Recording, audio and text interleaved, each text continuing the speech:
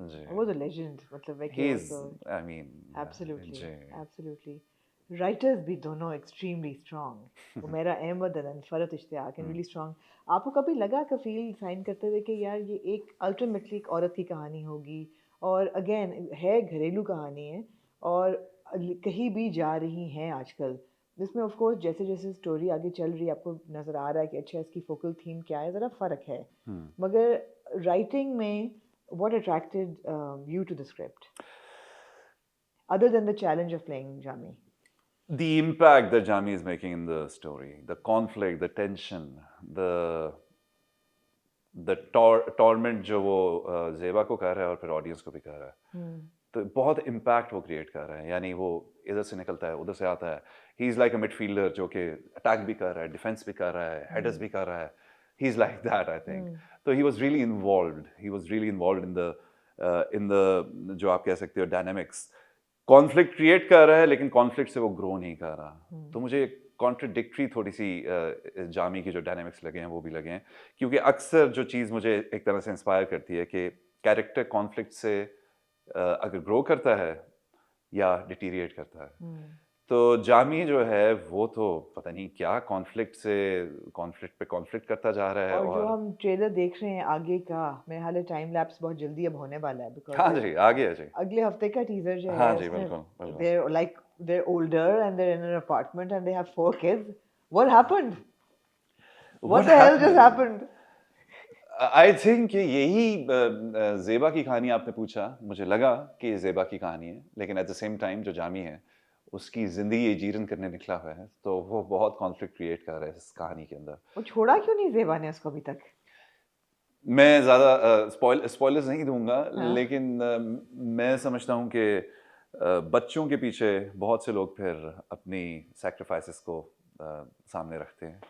और हाँ बट चलो, जब खुला नामा जा रहा होता है पहली दफा तो चलो शी इज प्रेग्नेंट, जी, और फिर दोबारा, फिर दोबारा, हाँ जी जी फिर दोबारा, मगर जिंदगी जी, ऐसे ही आपको लेके चलती है, ये हाँ जी, हकीकत है बस ये। बस उमेरा ने लिखा है, उनसे ज़्यादा मेरे ख्याल में वो आपको हाँ ये इंसाइट तो दे सकती स्टोरी हैं, लेकिन एग्जैक्टली। मैं समझता हूँ जो मेरा ज़ाविया है वो ये है कि प्रेमिसेस में रहेंगे तो जामी तो इज अ टॉर्मेंटर, लेकिन शायद जो मूवमेंट्स नहीं दिखाई गई, शायद कुछ अच्छे पॉइंट्स भी हों जामी में जो ज़ेबा ने उसे छोड़ा नहीं है, कह सकते हो आप। नज़र नहीं आएगा, लेकिन ये नजर नहीं आएगा नज़र नहीं आएगा ये कहीं छोड़ा क्यों नहीं है। कि जामी के अच्छे पॉइंट्स के। ऐसा नहीं है वैसे, मुझे लगता है कि अगेन हमारी इतनी ब्रेन वॉशिंग हुई हुई है कि बुरा है, लेकिन चलो इतना बुरा नहीं है। आई डोंट नो, आगे अच्छा, देखते हैं चलें। क्या होता है, आगे देखते हैं चलें, क्या होता है। हाँ। हाँ, मेरे ख़्याल में एस्थेटिक्स बहुत मैटर करते हैं। एस्थेटिक्स का असर होता है, लेकिन मैं हाले हाँ, नहीं, कैरेक्टर कर जाता है इन्फ्लुएंस एस्थेटिक्स को भी। चलें, अगर तो आपको, हाँ, बिकॉज़ ऑनेस्टली जब मैं पढ़ रहा था। उसकी नहीं, बहुत बड़ी उसकी वैल्यू एक जामी की ये है कि वो बाप के साथ बहुत अच्छा है। हुँ, एस्थेटिक्स मेरे ख्याल है पहली 2 एपिसोड्स के बाद आप छोड़ देते हैं। हुँ, अब ये है कि यार बाप के साथ जो इंसान अच्छा है उसमें कहीं ना कहीं कोई अच्छाई तो है। हुँ। वो चीज़ है, वरना जो अगेन हमने एक्सट्रीम ब्लैक एंड वाइट हम देखते हैं टेलीविजन पे। Okay, my mind is wandering now for मर्द in general, in our society specially, ज़्यादातर जो लिखे जाते हैं ड्रामे उसमें मर्द बहुत प्रॉब्लमेटिक होते हैं। Imad, why do you think men are problematic? Because we are, that's Why? Why, हाँ। Yeah, I know, but why? Especially in the South Asian hmm, culture, why are men generally? There are very few men, even in society, which you say, "Oh wow, what an ideal man." हुँ, जबकि आप जानते भी नहीं हैं उसको पूरा पूरा, फिर भी आपको नजर आ जाते हैं कि फ्लॉज हैं। ऐसा भी नहीं कि अक्स बहुत अच्छा है और पीछे से फ्लॉज हैं, फ्लॉज नजर आ जाते हैं। हुँ। Why are men so problematic? क्या हमारी क्या है पैथोलॉजी में? मैं समझता हूँ कि हमारे रीजन में, I will talk about the subcontinent, this region, there are lot of unprocessed emotions जो कि एक मर्द कैरी करता है अपनी अपनी ज़िंदगी में। बहुत देखिए, हम सब लोग जब इस दुनिया में आते हैं, हमारा एक यूनिवर्सल ऑब्जेक्टिव होता है, ट्रायम्फ, हमने कामयाब होना है। उस पे बहुत जल्दी, मर्द पे बहुत जल्दी ये प्रेशर्स आ जाते हैं कि तुमने टॉप करना है, क्लास में टॉप करना है, तुमने जॉब लेनी है, तुमने ये करना है, तुमने वो करना है। और वहाँ पे मेरे ख्याल से हमारे घरों में बहुत सी अनइंटेंशनली उनके साथ थोड़ा सा मैं कह सकता हूँ कि उन पे प्रेशर डाल दिया जाता है, उनको थोड़ा सा ट्रॉमा दिया जाता है, अनप्रोसेस्ड इमोशंस जिनकी मैं बात कर रहा हूँ। तो I think this is one of the reasons, इसलिए मैं समझता हूँ कि मेंटल हेल्थ, करियर काउंसलिंग बहुत जल्दी शुरू होनी चाहिए हमारे रीजन्स में, हमारे पाकिस्तान में, मैं समझता हूँ एब्सोल्युटली जी। क्योंकि हमारे फॉर्मेटिव ईयर्स में जो हम बहुत सी चीज़ें अपने बारे में और दुनिया के बारे में हम जो पर्सपेक्टिव बना रहे होते हैं, दैट स्टे विद अस। हमारे views about ourselves, our views about the world, how much we are able to achieve, how much we will be able to go and the pressure of be in life. achievement. जी, तो उन चीज़ों की वजह से I think then this angle of getting married and having this opposite gender to have this जो unprocessed emotions की मैं बात कर रहा हूँ, अक्सर मैं समझता हूँ, I might be totally wrong, कि आपके अनप्रोसेस्ड इमोशंस होते हैं जो कि आपको एक सबऑर्डिनेट मिल जाता है, जो कि आपके साथ हुआ होता है, फिर आप एक लेगेसी की तरह उसके साथ करते हो। So generational baggage. I mean, this is very relatable, I think, in Jami's case also. अभी तो नहीं नजर आ रहा कि कोई जनरेशनल बैगेज है जामी का, अभी तो लग रहा है कि बड़ा ही कोई बिगड़ा हुआ बच्चा है।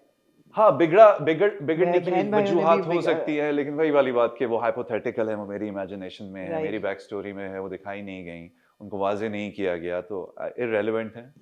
हाँ, लेकिन मैं हमेशा समझता हूँ आपके actions speak more louder than words. हाँ, क्योंकि बहन भाई भी बहुत प्यार कर रहे हैं, बाप भी प्यार कर रहा है, सब लाड कर रहे हैं, तो भी जामी तो मसला क्या है? यही तो मैं कह रहा हूँ आपको, मेरा ज़्यादा हमें क्लियरली बता सकती हैं कि मसला क्या है। ऑफ कोर्स हाँ, लेकिन जो ये एंगर इश्यूज, ये झूठ बोलना, पैसे के साथ रिलेशनशिप, ये उसके हाउस होल्ड ही से उसे मिली है, उसके घर से ही उसे मिली है, जो कि उसने देखा है। एक्टर के लिए एंड ऑफ कोर्स ये सारा प्रोसेस बहुत इम्पोर्टेंट है, मगर आजकल आपने कहा Jami was challenging, do you think being an actor is challenging in this day and as?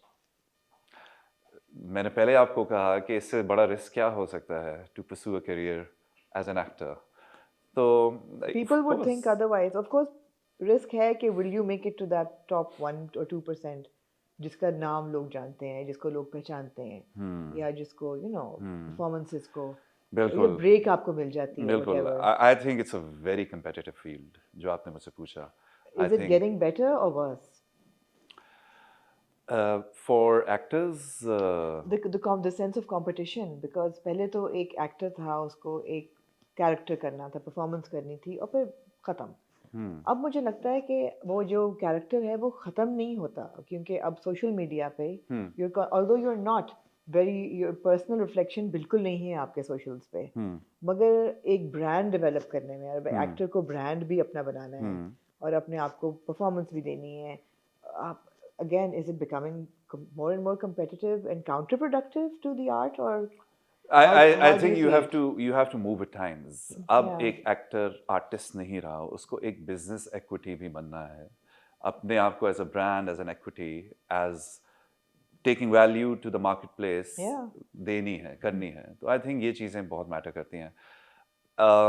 जहाँ तक आपने पूछा कि ये is it hard, is it difficult, of course it is. I mean, कौन सा काम आसान है इस दुनिया में? और एक अगर ऐसी आप कंपेटिटिव इंडस्ट्री में हो जहाँ पे काफ़ी कंपटीशन है, जहाँ पे हर रोज़ तो नहीं, कुछ महीनों बाद नए एक्टर्स आ रहे हैं, और तो I believe it is a challenging job, and I just believe के चैलेंज ना हो तो फिर मज़ा क्या हो? चैलेंज ही में मज़ा है। जो चीज़ चैलेंजिंग होती है उसको अबूर करके, उसको हासिल करके जो सेटिस्फैक्शन या जो इंस्पिरेशन होती है, I think that's the cornerstone of my personal growth. Of course जी। एज फार जो आपने बात की कि इज इट डिफिकल्ट, हाँ, आपको पेशेंस सिखाना होगा अगर आप अपना करियर स्टार्ट कर रहे हो। I will be touching 13 years in summers. मुझे 13 साल पहले ये जर्नी स्टार्ट किया था, and I think one of my, I'll just brag, one of my strong strengths is patience. Patience जी, मुझे ये 5 दिन के टेस्ट क्रिकेट देख के मेरे ख्याल में मुझ में एक इनग्रेन हो गया। मैं पूछने लगी थी पेशेंस कहाँ से आया, टेस्ट क्रिकेट से आया? आप कह सकते हो जी। तो ये पेशेंस जो है मेरे ख्याल में मेरे लिए वर्क किया है। तो you have to be patient. आप ओवरनाइट एक इक्विटी, एक ब्रांड नहीं बनोगे। मैं अभी भी उस जद्दोजहद, उस जस्तजू में हूँ। और क्या जाता है, what goes into it? आजकल आपने कहा ना एक इक्विटी